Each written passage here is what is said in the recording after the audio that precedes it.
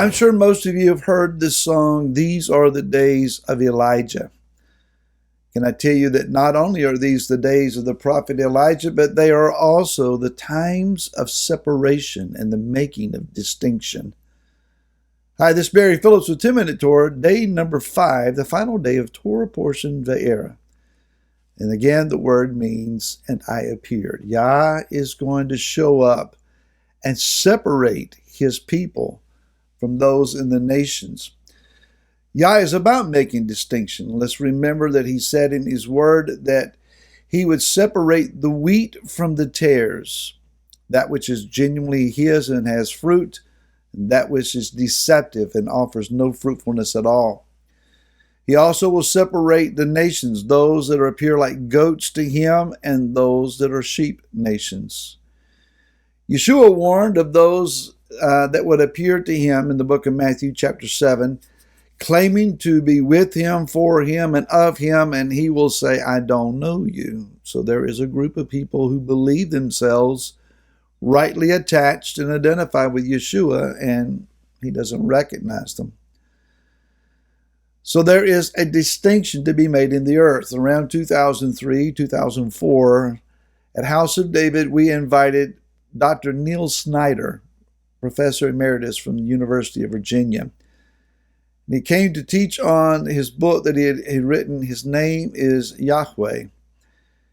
During that teaching, Dr. Snyder made a statement that I'll never forget. And he said that in the last days, the days we're now in, there will be the absolute polarization of the earth's population. Every man, woman, and child will receive one of two marks, either the mark of the beast or the mark of Elohim. For more on that, you can go to the remnantofisrael.com site and listen to or watch the video of the mark of Elohim. I encourage you to do so. So what mark are you going to receive? What identity are you going to carry? Are you going to be among those that endure the plagues, or are you going to be set apart? You see, the Torah teaches us that Yah is calling Am Israel out of a system and bringing them to what they belong to. Can I tell you, we do not belong to this present world and its system. We are a different people. We are a unique people.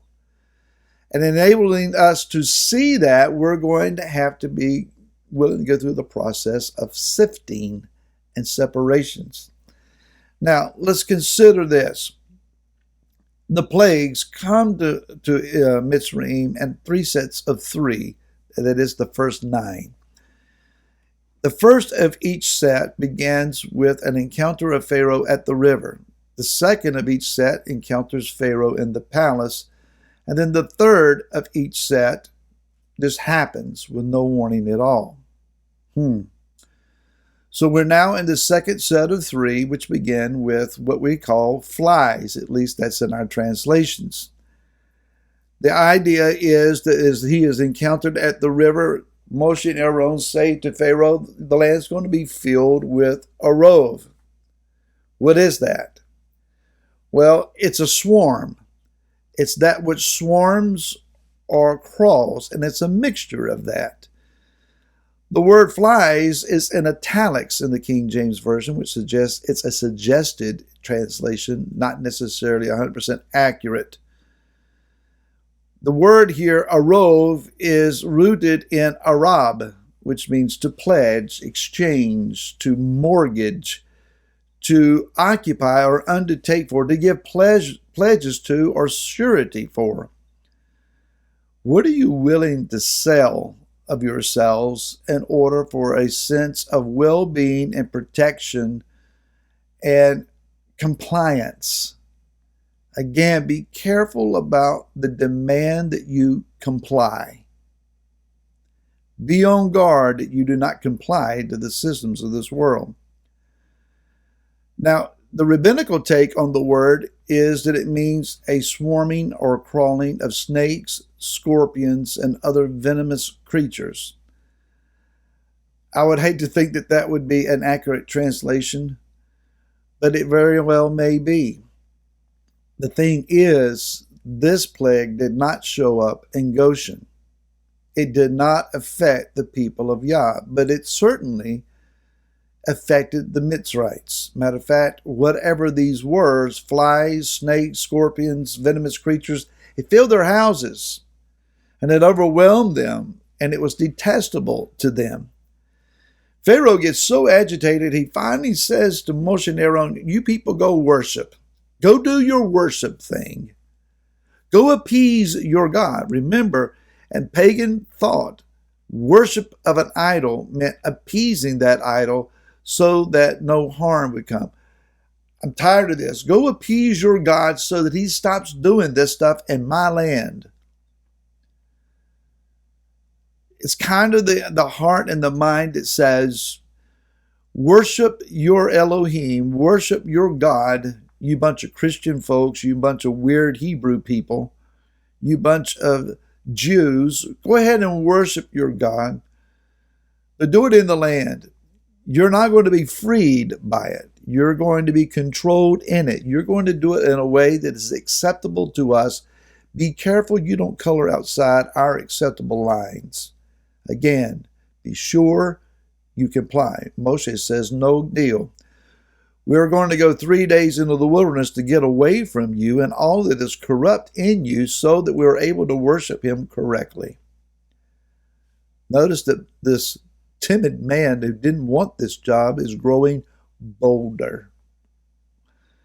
So we come to chapter number 9, and Pharaoh is warned that the livestock is going to be devastated by pestilence.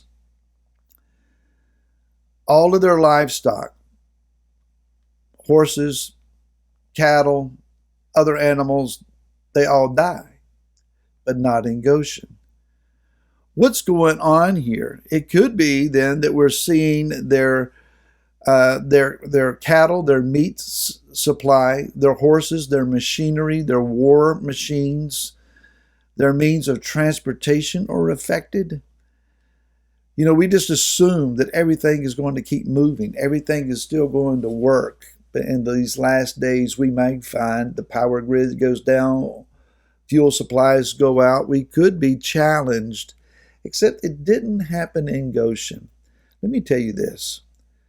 Already there are threats of those who do not comply are going to put on a no-fly list. Perhaps it will expand to a no-travel list. If you are at point A and Yah needs you at point B, Yah has a way of moving you to where you need to go. If fuel is $20 a gallon, he will supply the need. If you're banned from travel, if you need to travel and the Father wants you at a certain location, he has the authority and the power to get you there. So don't comply and give in to fear. From the same brick kilns that the Israelite slaves made bricks, ashes were scattered in the air and the people were struck with boils. Go read Revelation chapter number 16, the first couple of verses. Those who receive the mark of the beast break out in boils. I'm going to be very careful here. This is my decision. I and my family will not be receiving any of the offered vaccines. Don't trust them. Don't like what's in them. That's our choice. Is that the mark of the beast? I won't go there. That remains to be seen. But I think it's dangerous. And before you line up, be sure you've prayed that thing through and you know that this is the will of the Father.